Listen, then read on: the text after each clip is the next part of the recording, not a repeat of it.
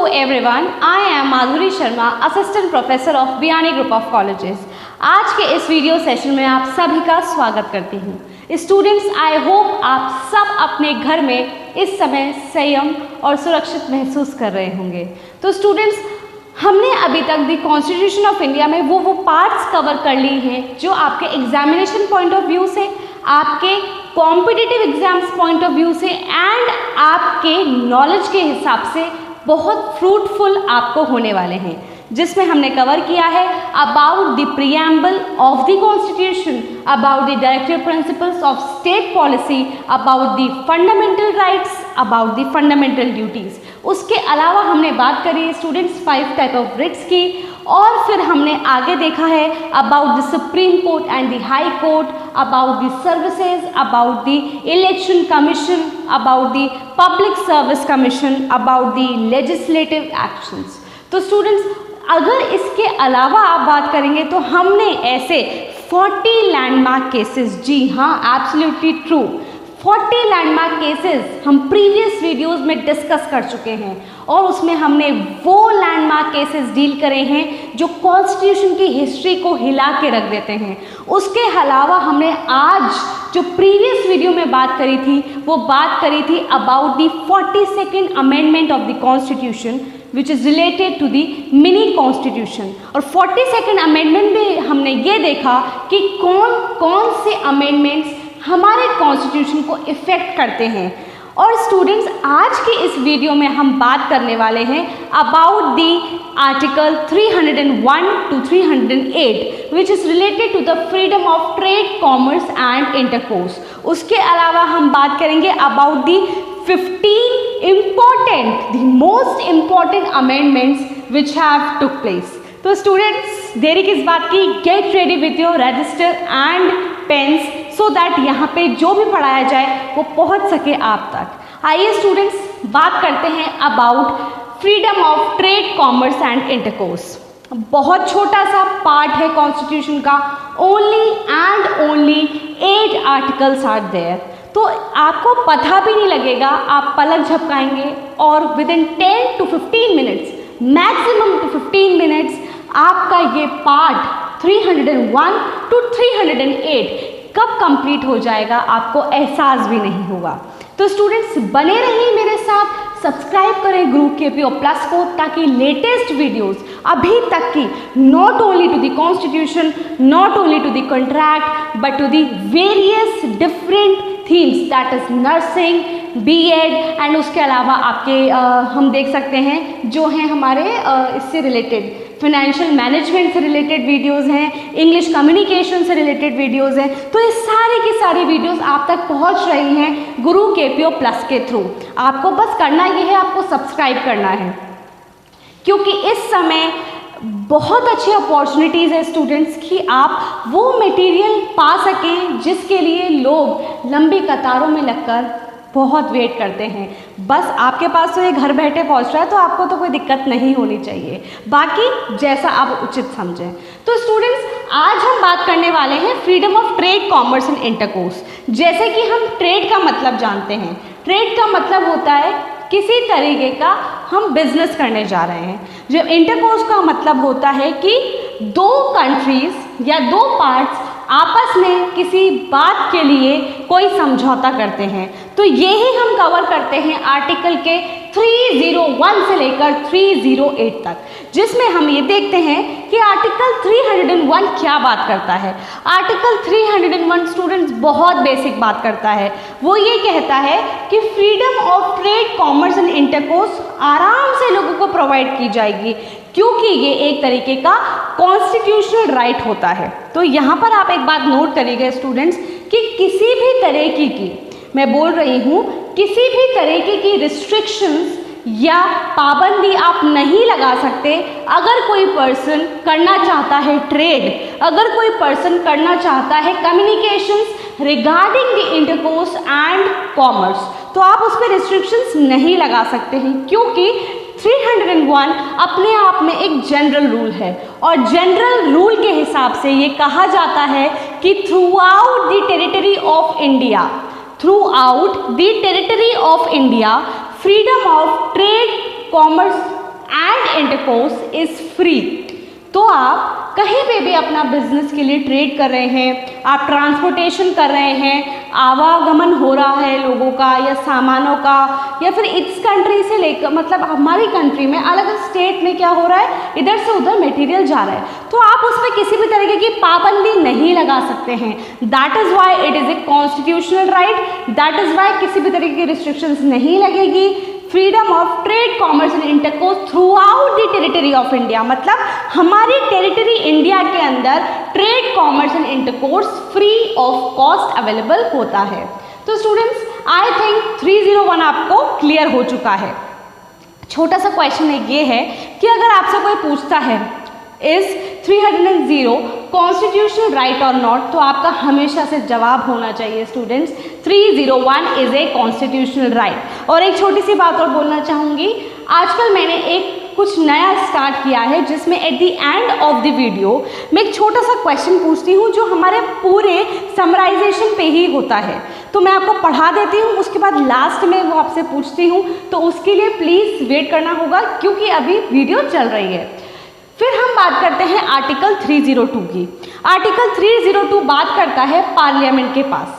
Parliament, अब देखिए student 301 हमें क्लियर है कि ये कॉन्स्टिट्यूशनल राइट है और कभी भी अगर ट्रेड, कॉमर्स एंड इंटरकोर्स होता है through out the territory of India, मतलब टेरिटरी ऑफ इंडिया के अंदर होता है, तो हम किसी भी तरीके की रिस्ट्रिक्शंस को लगा नहीं सकते, वो फ्री होता है, ठीक है। लेकिन 302 से लेकर 308 कुछ टाइप ऑफ रिस्ट्रिक्शंस की बात करती है, या यूं कह लीजिए कि कुछ टाइप की पाबंदियां लगाती हैं, तो उनको हम एक्सेप्शन मानते हैं। तो 301 के अलावा बाकी सारे जो आर्टिकल्स हैं उनको हम अपवाद मानते हैं, उनको हम एक्सेप्शंस मानते हैं स्टूडेंट्स। तो 302 की जब बात करी जाती है तो ये बोला जाता है, ध्यान से सुनिएगा, ये बोला जाता है कि parliament can put restrictions in the business activities which are in the favor of public interest। मतलब कि पार्लियामेंट जो है हमारा वो उन टाइप ऑफ एक्टिविटीज़ पे प्रतिबंध लगा सकता है, वो उन टाइप ऑफ एक्टिविटीज़ पे रिस्ट्रिक्शंस लगा सकता है जो कि in the interest of public policy होती है, मतलब जो लोग के हित में होती है, जो हमारी आमजन के हित में होती है, जो हमारे लोगों के फेवर में होती है, उन पे पार्लियामेंट अगर किसी भी तरीके का ट्रेड हो रहा है या किसी भी तरीके का कॉमर्स हो रहा है या इंटरकोर्स हो रहा है, तो क्या होगा इसके अंदर, हमारी जो पार्लियामेंट है वो अगर काम हो रहा होगा हमारे ऑपोजिशन ऑफ पब्लिक इंटरेस्ट में, मतलब पब्लिक इंटरेस्ट का ध्यान नहीं रखा जा रहा है, आप अगर लोगों के किसी चीज़ को अफेक्ट कर रहे हैं तो फिर ऐसा काम किस काम का। तो अगर किसी भी तरीके का हमारा ट्रेड होता है, हमारी कोई बिजनेस एक्टिविटी होती है या फिर सामान का यहाँ से वहाँ ले जाना होता है और वो पब्लिक इंटरेस्ट में नहीं होता है, तो parliament can put the restrictions. तो 302 basically talks about the restrictions which are imposed by parliament in the favour of public interest. Now we move on to the next article which is 303। 303 बात करता है students कि जो parliament होता है and state legislature, मतलब कि parliament और state legislature will give priority discriminate any state. देखिए कंफ्यूज मत होइए, यहाँ पर जो दो वर्ड्स ऐड होने हैं वो ये है कि नाइदर पार्लियामेंट, ना तो पार्लियामेंट के पास ना ही नॉर स्टेट लेजिस्लेचर के पास ऐसी कोई भी अथॉरिटी है जिससे कि वो प्रायोरिटी दे किसी को या फिर डिस्क्रिमिनेट करें किसी भी स्टेट के पास। देखिए पहले रिस्ट्रिक्शन हमने बात कर ली कि पार्लियामेंट अगर कोई पब्लिक इंटरेस्ट में काम होता है तो उस पर रिस्ट्रिक्शंस लगा सकता है। ऐसे ही 303 में ये बोला गया है स्टूडेंट्स कि ना तो पार्लियामेंट ना ही स्टेट लेजिस्लेचर किसी भी स्टेट में अगर कोई बिजनेस एक्टिविटीज़ हो रही हैं which are related to trade and commerce, तो वहाँ पर ना तो उस स्टेट को प्रायोरिटी देगा। तो पहला वर्ड हम जो यहाँ पर डील करते हैं वो है प्रायोरिटी। तो ना तो किसी भी तरीके की प्रायोरिटी दी जाएगी और ना ही किसी भी तरीके का भेदभाव किया जाएगा किसी भी स्टेट के अंदर। तो आपको दो चीज़ें याद रखनी है, पार्लियामेंट ना ही स्टेट लेजिस्लेचर किसी भी तरीके का डिस्क्रिमिनेशन नहीं करेगा, किसी भी तरीके की प्रायोरिटी नहीं देगा किसी भी स्टेट को। लेकिन यहाँ पर एक सिचुएशन है, एक्सेप्ट स्कार्सिटी ऑफ गुड्स। इसका मतलब ये है स्टूडेंट्स कि पार्लियामेंट के पास पावर है कि वो किसी भी स्टेट को प्रायोरिटी भी दे सकता है और किसी भी स्टेट को डिस्क्रिमिनेट भी कर सकता है। इसी के अलावा स्टेट लेजिस्लेचर के पास पावर है कि वो किसी भी स्टेट को प्रायोरिटी दे सकता है, किसी भी स्टेट को डिस्क्रिमिनेट कर सकता है अगर दूसरे स्टेट के पास स्कार्सिटी, मतलब कि जो गुड्स हैं जो पहुंचने हैं वो स्कार्सिट हो जाते हैं, मतलब वो उनकी कमी महसूस होती है। तो अगर कोई स्टेट ऐसा है जिसके पास स्कार्सिटी ऑफ गुड्स है, मतलब उतने गुड्स नहीं है जितने उसकी पब्लिक को फुलफिल करते हैं या पब्लिक की डिमांड्स को फुलफिल करते हैं, तो वहाँ पे स्टूडेंट्स, वहाँ पे हमारा पार्लियामेंट और हमारा स्टेट लेजिस्लेचर डिफ्रेंसिएशन कर सकता है। तो स्टूडेंट्स आपको सिर्फ एक बात याद रखनी है, वैसे तो पार्लियामेंट और स्टेट लेजिस्लेचर ना तो किसी भी तरीके का डिस्क्रिमिनेशन करेगा ना ही प्रायोरिटी देगा, लेकिन अगर कोई स्टेट ऐसा है जिसमें गुड्स की जो मात्रा है वो बहुत कम है, as it is differentiated with other state, तो उनके पास तो पर्याप्त मात्रा में गुड्स पहुंच रहे हैं, पर्याप्त मात्रा में सर्विसेज पहुंच रही हैं, तो उस केस में पार्लियामेंट और स्टेट लेजिस्लेचर प्रायोरिटी बेसिस पे उन लोगों को, उन स्टेट को गुड्स पहुंचा सकता है और डिस्क्रिमिनेशन भी कर सकता है। तो इतना आप लोगों को क्लियर हो चुका होगा। Now we move on to the next article, that is article 304। Article 304 बात करता है no state will impose tax, मतलब कि स्टेट किसी भी तरीके का कर नहीं लगाएगा किसी पर भी, मतलब किसी भी तरीके का टैक्स किसी भी स्टेट पे नहीं लगाया जाएगा। ठीक है, कोई भी स्टेट किसी भी तरीके का टैक्स नहीं लगाएगा, लेकिन स्टूडेंट्स यहाँ पर भी हमारे एक्सेप्शंस हैं।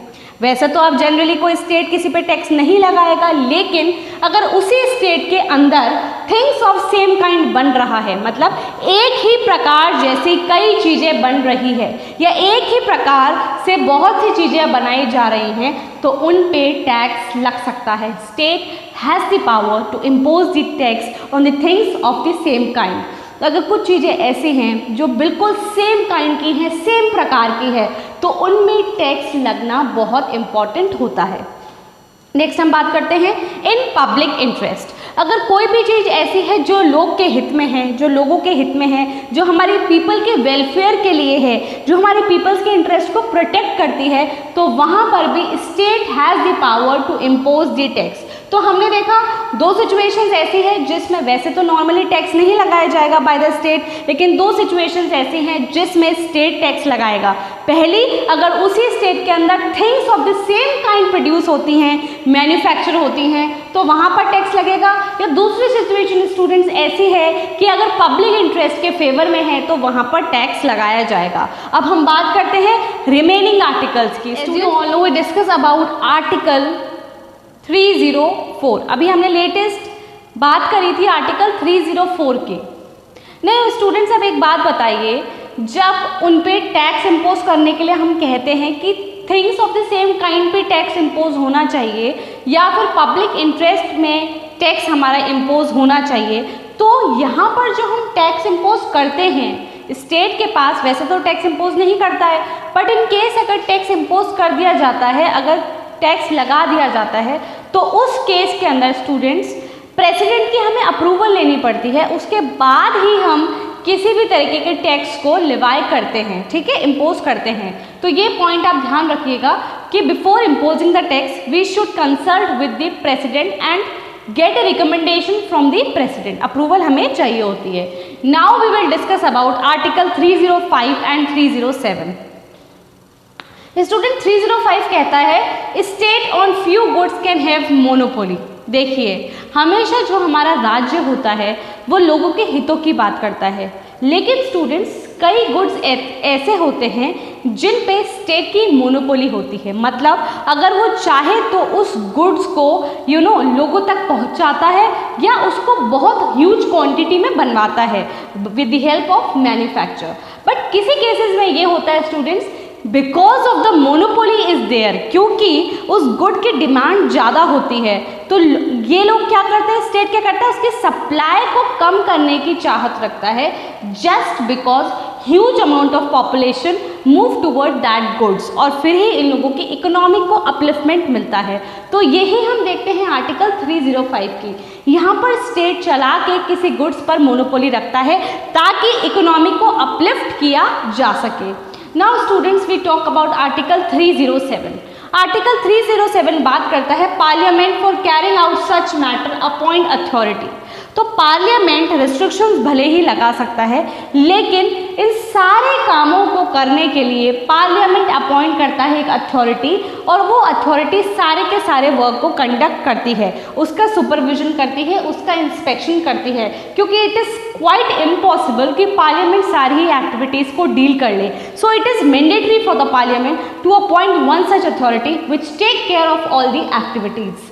Now we will deal with the case law. Case का नाम है Atabari tea company versus state of Assam.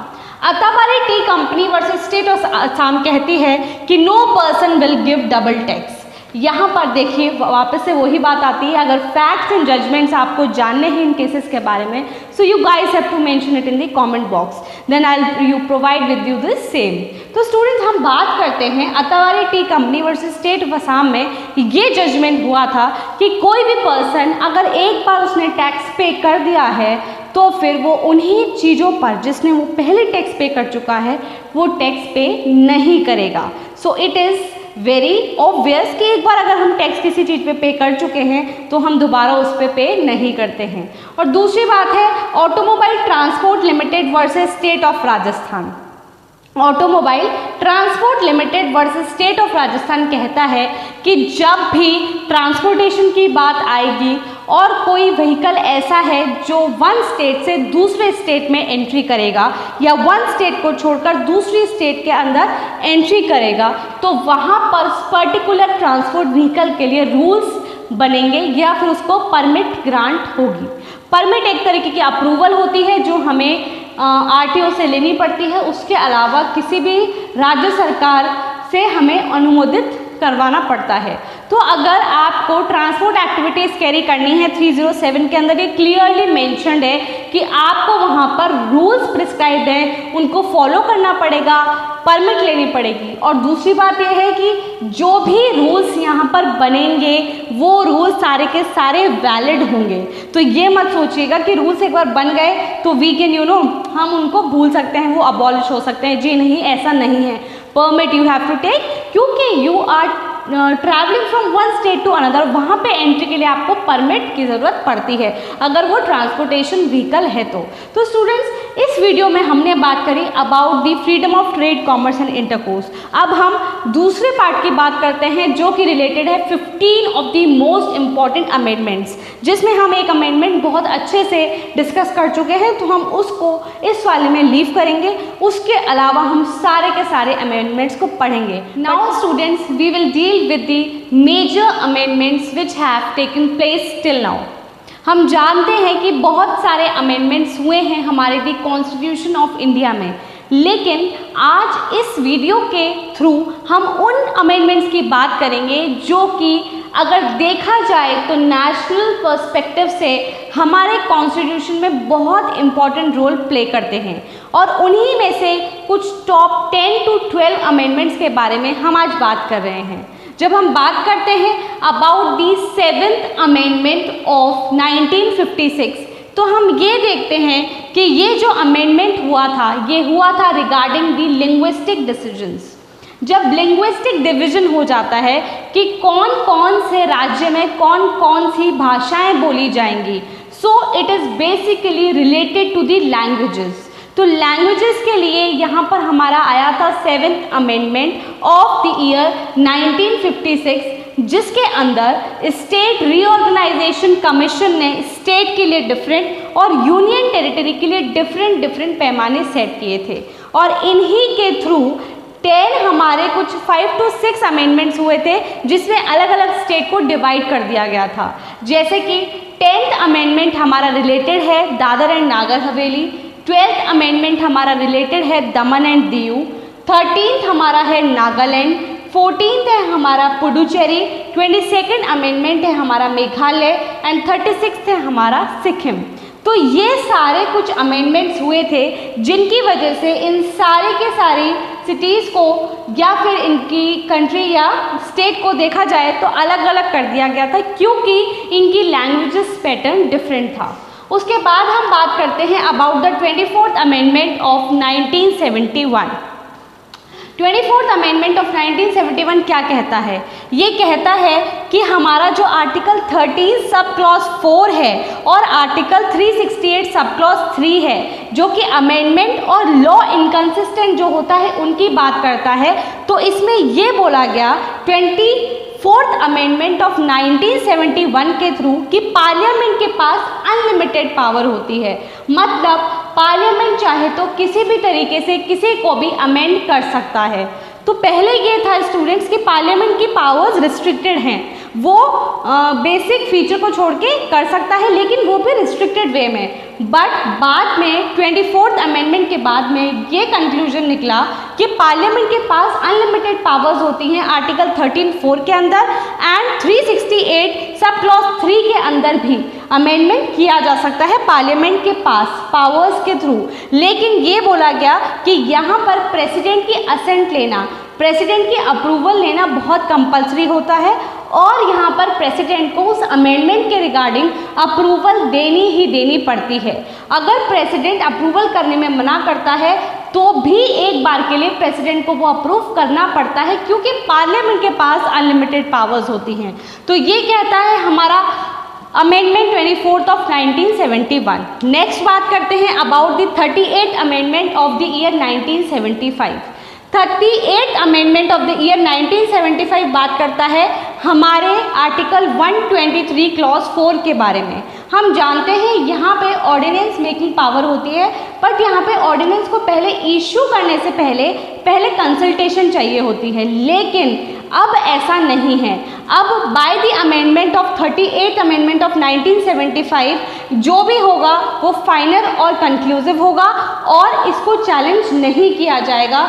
ये बोला गया था हमारे अमेंडमेंट ऑफ 38 कि जो भी बोल दिया गया वो फाइनल और कंक्लूसिव होगा, किसी भी तरीके का कोई भी क्वेश्चन या कोई भी कंट्रोवर्सी प्रिवेल नहीं करेगी और यहाँ पर किसी भी तरीके का चैलेंज नहीं होगा।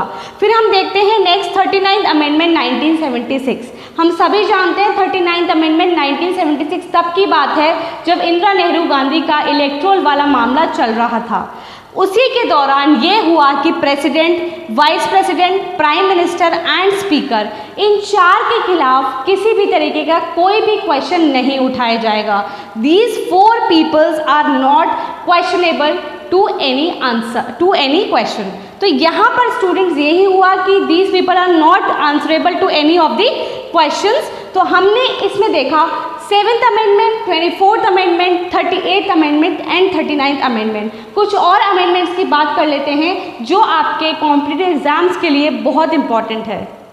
नाउ स्टूडेंट्स, हम बात कर चुके हैं अमेंडमेंट 7th के बारे में, हम बात कर चुके हैं अमेंडमेंट 24th के बारे में, 38 के बारे में एंड 39 के बारे में। 42nd के बारे में हम बना चुके हैं एक बहुत शानदार वीडियो, अगर आपको चाहिए तो आप डिस्क्रिप्शन बॉक्स में देख सकते हैं। उसके अलावा हम बात करते हैं about the 44th amendment of 1978। 44th amendment of 1978 में भी काफ़ी चेंजेस हुए थे स्टूडेंट्स, जिसमें से ये बोला गया था कि जो फंडामेंटल राइट टू प्रॉपर्टी होता है वो अब एक फंडामेंटल राइट नहीं रह गया है। पहले जो हमारा राइट टू प्रॉपर्टी था वो फंडामेंटल राइट हुआ करता था, लेकिन 44th अमेंडमेंट के थ्रू ये बोला गया कि अब ये फंडामेंटल राइट नहीं है, अब ये एक तरीके का कॉन्स्टिट्यूशनल राइट है। तो आप लोगों को ये ध्यान रखना है कि अगर आपसे कोई क्वेश्चन पूछता है कि is right to property a fundamental right, तो आपका जवाब होना चाहिए no, it is not a fundamental right, it is a constitutional right, क्योंकि अब प्रॉपर्टी हमारे कॉन्स्टिट्यूशनल राइट में आता है। उसी की तरह एक जो दूसरा चेंज हुआ वो ये हुआ कि सुप्रीम कोर्ट और हाई कोर्ट के पास जो रिट लगाने की जुरिडिक्शन थी उनको वापस दे दी गई, उनको रिस्टोर कर दी गई। तो 44th अमेंडमेंट जो कि हमारा टुक प्लेस हुआ था 1978 के अंदर, उसका एक लैंडमार्क ये भी था कि जितनी भी रिट की पावर्स थी वो जुरिडिक्शन जो था रिट का वो सुप्रीम कोर्ट और हाई कोर्ट को रिस्टोर कर दिया गया। ऐसे ही स्टूडेंट्स, जब हम बात करते हैं 44th amendment in the year 1978, तो हम ये देखते हैं कि जो नेशनल इमरजेंसी, जिसमें हम नेशन की इमरजेंसी को प्रोक्लेम करते हैं, डिक्लेयर करते हैं ऑन द बेसिस ऑफ कौन कौन से वॉर, एक्सटर्नल एग्रेशन और आर्म्ड रिबेलियन। तो हम ये अच्छी तरीके से जानते हैं कि जो वर्ड था आर्म्ड रिबेलियन वो पहले नहीं हुआ करता था। 44th अमेंडमेंट से पहले जो वर्ड हुआ करता था वो था इंटरनल डिस्टर्बेंस। तो इंटरनल डिस्टर्बेंस वर्ड को डिलीट कर दिया गया और वहाँ पर इंसर्ट करा गया आर्म्ड रिबेलियन। तो अब जो वर्ड है जो हम 352 में यूज़ करते हैं वो है war, external aggression, armed rebellion. Internal disturbance को हम डिलीट कर चुके हैं by the 44th amendment in the year 1978। उसके अलावा हम ये भी देखते हैं कि जो हम सस्पेंड करते थे, दो राइट्स हमारे सस्पेंड होते थे। 42nd अमेंडमेंट में हमने इसके बारे में बात करी थी, that is article 20 and article 21। तो 44th अमेंडमेंट में स्टूडेंट्स ये बोला गया कि अब ये दोनों के दोनों राइट्स जो कि हमें आर्टिकल 20 एंड आर्टिकल 21 में मिलते हैं वो भी सस्पेंड नहीं किए जाएंगे और जो भी यहाँ पर डिसीजन होगा वो लिया जाएगा विद द स्पेशल मेजॉरिटी। तो स्पेशल मेजॉरिटी होगी, जो वर्ड यूज़ होगा वो होगा आर्म्ड रिबेलियन और आर्टिकल 20 एंड 21 को सस्पेंड नहीं करा जाएगा। किसी को भी विदाउट वारंट अरेस्ट नहीं किया जाएगा, किसी को भी अननेसेसरी डिटेन नहीं किया जाएगा, सेल्फ इंक्रिमिनेशन का प्रोटेक्शन दिया जाएगा। और लास्ट जो हम बात करते हैं, जो अमेंडमेंट हुआ है 44th में, वो ये हुआ है कि सुप्रीम कोर्ट के पास पावर आ चुकी है वापस जुडिशियल रिव्यू करने की, जो उससे पहले ले ली गई थी। तो 44th अमेंडमेंट इतना बड़ा नहीं है, बट हाँ काफ़ी मेजर चेंजेस हुए जिसकी वजह से कॉन्स्टिट्यूशन वापस से पावरफुल फील करने लगा। क्योंकि 42nd अमेंडमेंट के तहत कुछ ऐसी चीज़ें हो गई थी गठित हमारे इंडिया के अंदर, जिसकी वजह से कुछ ऐसे स्टेप्स लेने पड़े कि हम पीछे होते चले गए। लेकिन 44th अमेंडमेंट ने उन सब को सही कर दिया। जैसे कि आप देख सकते हैं सुप्रीम कोर्ट के पास पावर थी जुडिशियल रिव्यू की, जैसे कि हम देख सकते हैं 20 एंड 21 अब सस्पेंड नहीं हुआ करते थे। जैसे कि हम देखते हैं कि स्पेशल मेजॉरिटी का प्रावधान आ गया था। फिर हमने देखा कि supreme court and high court की जो रिट जुरिडिक्शन थी उसको रिस्टोर कर दिया और उसके बाद हमने देखा कि कॉन्स्टिट्यूशनल राइट टू प्रॉपर्टी माना गया। फिर नेक्स्ट हम बात करते हैं स्टूडेंट्स हमारा अमेंडमेंट 52nd ऑफ 1985। जब स्टूडेंट्स हम 52nd अमेंडमेंट ऑफ 1985 की बात करते हैं तो इसमें हम देखते हैं कि 10th शेड्यूल इंसर्ट करा गया और 10th शेड्यूल के अंदर बोला गया anti defection law, that is दल बदला कानून।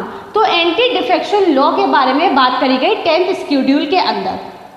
अगर आपसे कोई पूछता है कि 52nd अमेंडमेंट किससे रिलेटेड है तो आपका आंसर सिर्फ एक ही होना चाहिए, it is related to the 10th schedule which deals with anti defection law, that is दल बदला कानून। Now we move on to the next amendment which is 61st amendment of 1989। देखिए स्टूडेंट्स, इस पूरी की पूरी वीडियो में मैंने आपको ईयर बाय ईयर पूरे के पूरे अमेंडमेंट समझाए हैं। आप चाहें तो अपने नोट्स या अपने रजिस्टर्स में कॉपी कर सकते हैं, ठीक है।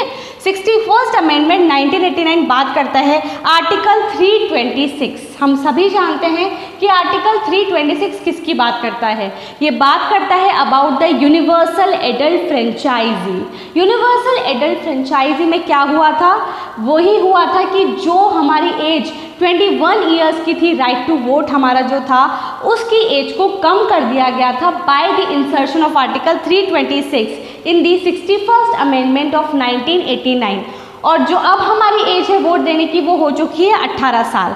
तो ये स्टूडेंट 61 1989 बात करता है यूनिवर्सल एडल्ट फ्रेंचाइजी आर्टिकल 326 की। Now students we move on to the next one. हम बात करते हैं 73rd अमेंडमेंट ऑफ द 1992। बहुत इंपॉर्टेंट अमेंडमेंट है, बहुत important. I mean 73rd and 74 जो कि दोनों के दोनों 1992 में आए थे, ये दोनों ही बहुत इंपॉर्टेंट है। इसमें पार्ट 9 के अंदर इंसर्ट किया गया पंचायत। ध्यान रखिएगा, पार्ट 9 डील करता है पंचायत के साथ और पार्ट 9A डील करता है म्यूनिसिपैलिटी के साथ। तो 73rd अमेंडमेंट के तहत हमारे कॉन्स्टिट्यूशन में इंसर्ट किया गया part 9 which deals with panchayat. यहाँ पर 11th शेड्यूल के अंदर 29 बिल्स को अप्रूव किया गया जो हमारे पंचायत समिति से रिलेट करते थे। तो स्टूडेंट्स पार्ट 9 पंचायत से रिलेटेड, उसके अंदर 11 शेड्यूल में 29 बिल्स जो कि हमारे पंचायत समिति से डील करते थे। फिर हम बात करते हैं 74th amendment same year 1992 part 9A। हमेशा ध्यान रखिएगा, कंफ्यूज होने की कोई ज़रूरत नहीं है। आप ये देख लीजिए कि जो बड़ा है वो पहले आता है, दैट इज़ जो हमारा P है पंचायत है वो पहले आती है 74th में, और जो हमारा M है वो बाद में आता है 74th अमेंडमेंट में। तो म्यूनिसिपैलिटी को पार्ट 9A के अंदर इंसर्ट किया गया 74th अमेंडमेंट के थ्रू, और यहाँ पे 12 अनुसूची में, यहाँ पे 11 अनुसूची है, यहाँ पर 12 अनुसूची में 18 आइटम्स ऐड किए गए म्यूनिसिपैलिटी में। तो पंचायत में अगर आपसे कोई पूछता है कि कितने आइटम्स ऐड किए गए, answer should be 29 bills. And यहाँ पर अगर आपसे कोई पूछता है कि कितने करे गए, तो आप बोलेंगे 18 items. Now we move on to the next amendment which is 86th amendment of the year 2002। Start हो गया यहाँ पे हमारा 2002 का 86th अमेंडमेंट, जो कि बात करता है आर्टिकल 21A, जो कि एक तरीके से राइट टू एजुकेशन से डील करता है। और हम हमारी प्रीवियस वीडियोस में बता चुके हैं कि आर्टिकल 21A कहता है कि right to education to the children who are from the age of 6 to the age of 14 years, तो उनको फ्री एंड कंपल्सरी एजुकेशन हम प्रोवाइड करते हैं। 86 अमेंडमेंट में स्टूडेंट्स तीनों के तीनों जो भी 86 अमेंडमेंट में तीनों के तीनों जो इंसर्ट हुए हैं बातें, वो सारी तीनों बातें बच्चों से रिलेटेड होती है।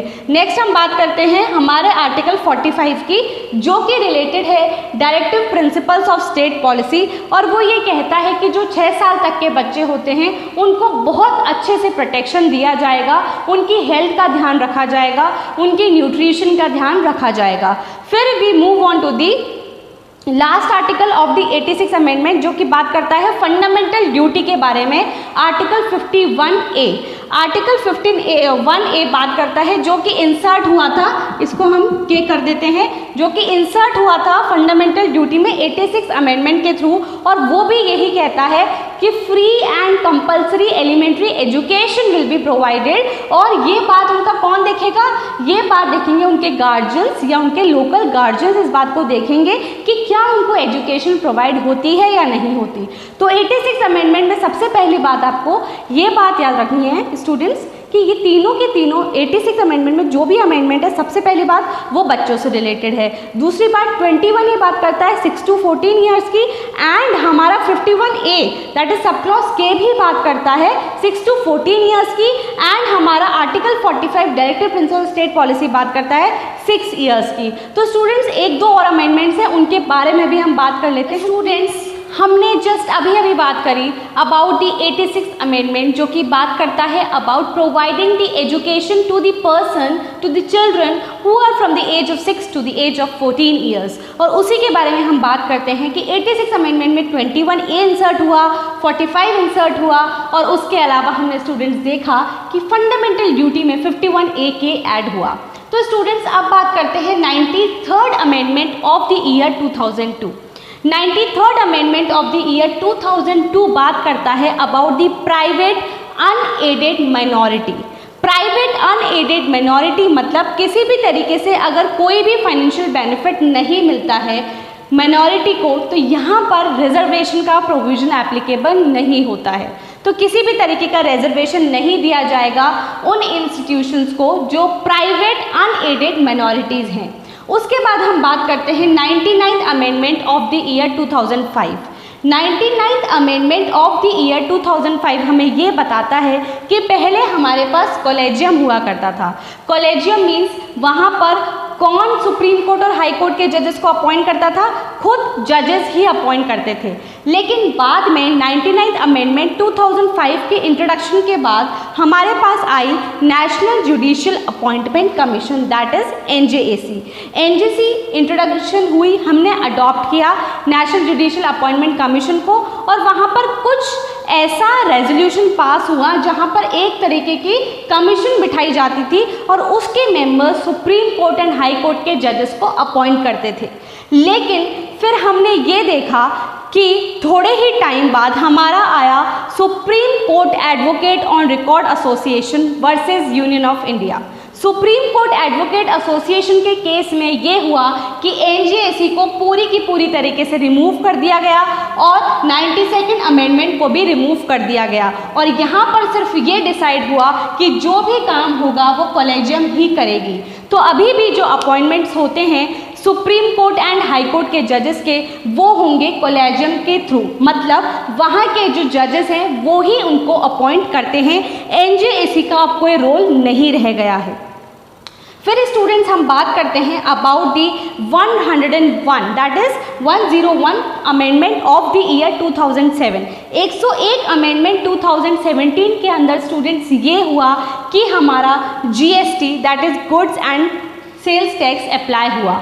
यहाँ पर जीएसटी एप्लीकेबल होने के साथ साथ 3 नए आर्टिकल्स ऐड किए गए, जो आर्टिकल 246A की बात करता है, जो आर्टिकल 269A की बात करता है एंड जो आर्टिकल 279A की बात करता है। ये तीनों आर्टिकल्स ऐड हुए गए। इन तीनों आर्टिकल्स को ऐड किया गया 101st amendment of the year 2017 का। तो देखा जाए तो बहुत 3 साल पहले का अमेंडमेंट है, हमेशा याद रखिएगा। 101 is related to the GST को यहाँ पर इंट्रोड्यूस किया गया था। फिर हम बात करते हैं अबाउट द 102nd 102 अमेंडमेंट के बारे में, जिसमें हुआ था national commission for backward classes.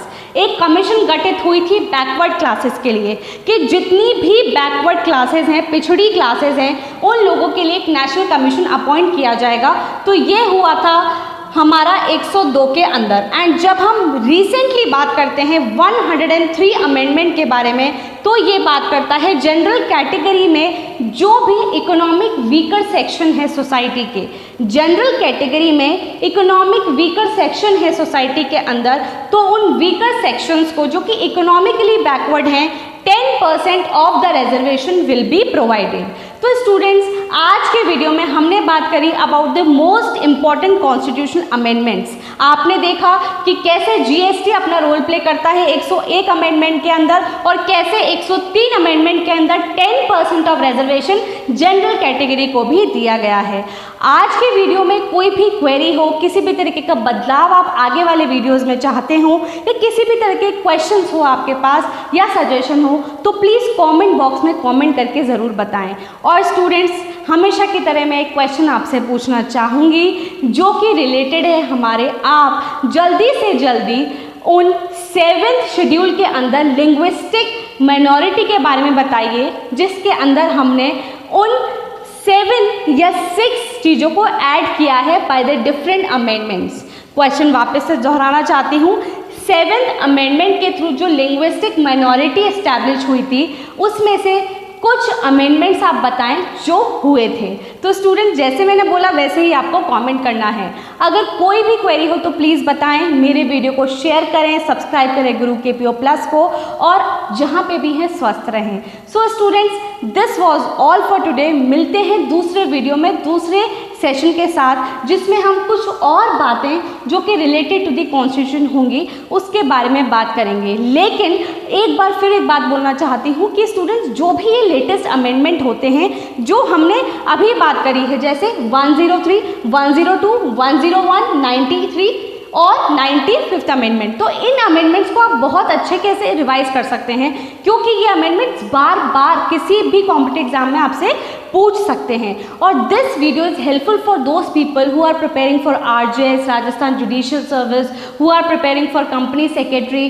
Who are appearing for the exams of law that is LLB and DLLB 5-year course, and who are preparing for different IAS and RS exams. So students, stay tuned with me, please subscribe, stay healthy and stay fit. Thank you.